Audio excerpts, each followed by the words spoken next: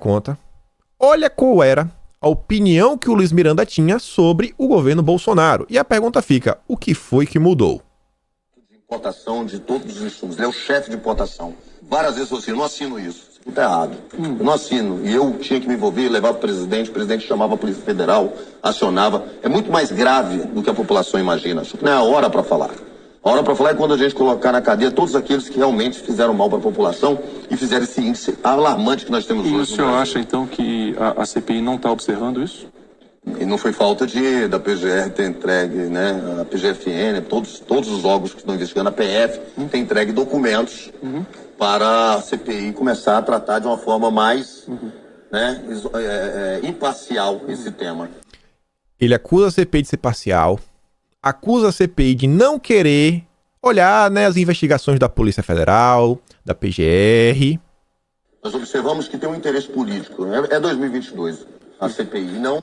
A CPI possui interesse político, que é 2022, sabe? É parcial.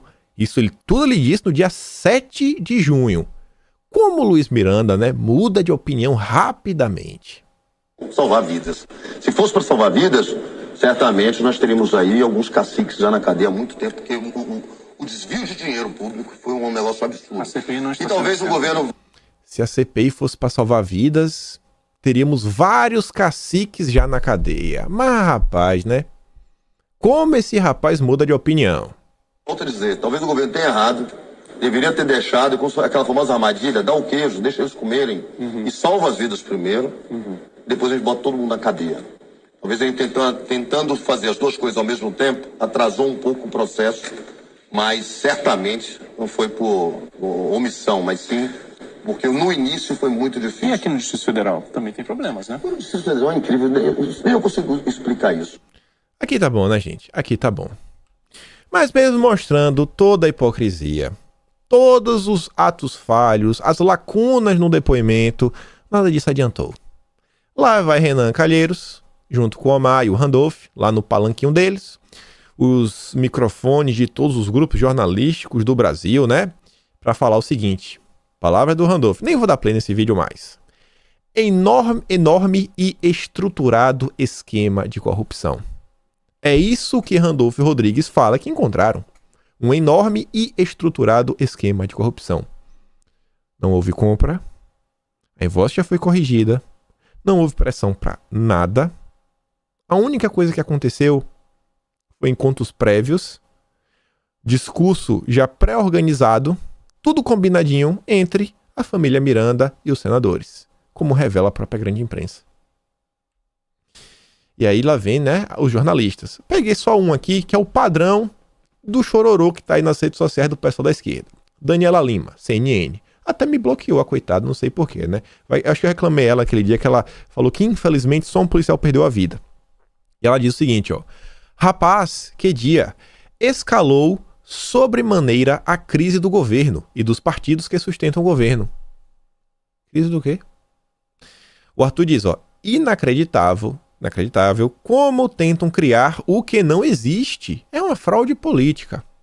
O Ricardo Barros já se colocou aí a prontidão para responder qualquer coisa e diz, ó, não participei de nenhuma negociação em relação à compra dos imunizantes com a Vaccin, não sou esse parlamentar citado, a investigação provará isso, também não é verdade que eu tenha indicado a servidora Regina Célia, como informou o senador Randolph.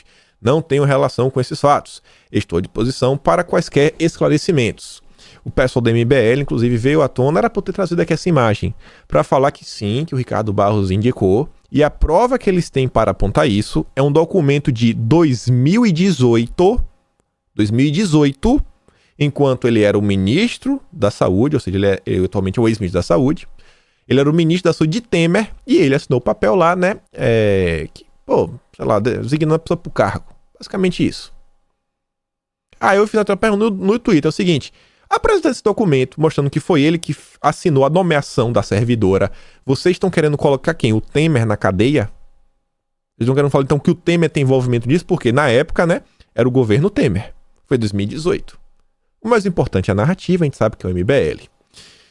E a gente tem aqui, a gente chegar aqui quase ao fim, o nosso resumo do resumo do resumo. O Arthur diz, ó, Vamos ler, deixa eu ler primeiro a Sarita. E a gente fecha com o resumo do Arthur. Simone Tebet faz um avalanche de fake news. Diz que aceitaram a Covaxin e não aceitaram o imunizante do Butantan.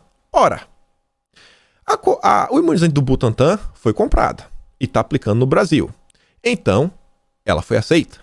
Já a Covaxin foi contratada com as cláusulas leoninas citadas pela senadora porque a MP permitiu. E até agora não chegou. E até agora não foi comprada. E o Arthur diz: resumo do maior escândalo de corrupção. Um estelionatário diz que seu irmão sofreu pressão para aprovar um imunizante que o país não comprou, não pagou e ninguém tomou.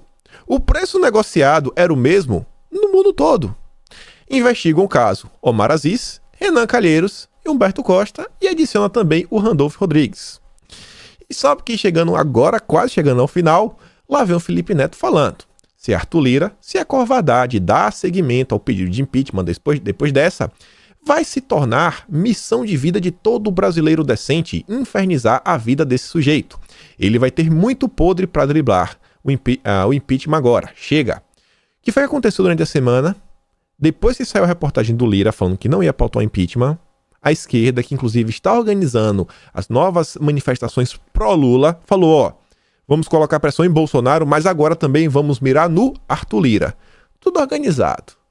O Lula manda, Felipe Neto fala, sim senhor Lula, sim senhor Nove Dedos, vamos fazer tudo o que o PT quer. E o Globo já informa. Arthur Lira, o caso do imunizante de ano e o impeachment. A determinação de Arthur Lira em não abrir qualquer processo de impeachment de Jair Bolsonaro não mudou 1 milímetro com as revelações do caso da vacina indiana pelos irmãos Miranda. Não mudou nada.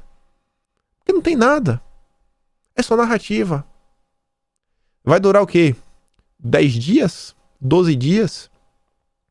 A parte mais intensa? Depois vão continuar. Aí os idiotas úteis que não param, não tentam se informar para saber o que acontece no Brasil, vão ficar replicando, né? Até 2022. Que não, que isso, que aquilo outro, Bolsonaro participou, cúmplice, blá, blá, blá. O PT, que não é besta nem nada, vejam só, líder do PT na Câmara, quer parar todas as votações após revelação do envolvimento de Barros. Vamos parar o Brasil. Parar o Brasil por quê? Não, porque a reforma... Ontem o Guedes apresentou o projeto da reforma tributária, tem que parar. Vamos parar o voto auditário. Vamos parar tudo. Por quê? Não, porque temos que quebrar o Brasil. E a gente vai falando também que esse era o plano da esquerda desde que eles perderam as eleições para a presidência da Câmara. E a gente termina nosso vídeo hoje com essa imagem. 17 inquéritos. Se o STF, né? Se o STF que determinou a abertura também fizesse alguma determinação sobre esses inquéritos, talvez, né, a gente não tava vendo esse show de horrores acontecendo, né, e o dinheiro do pagador de imposto não indo para o ralo.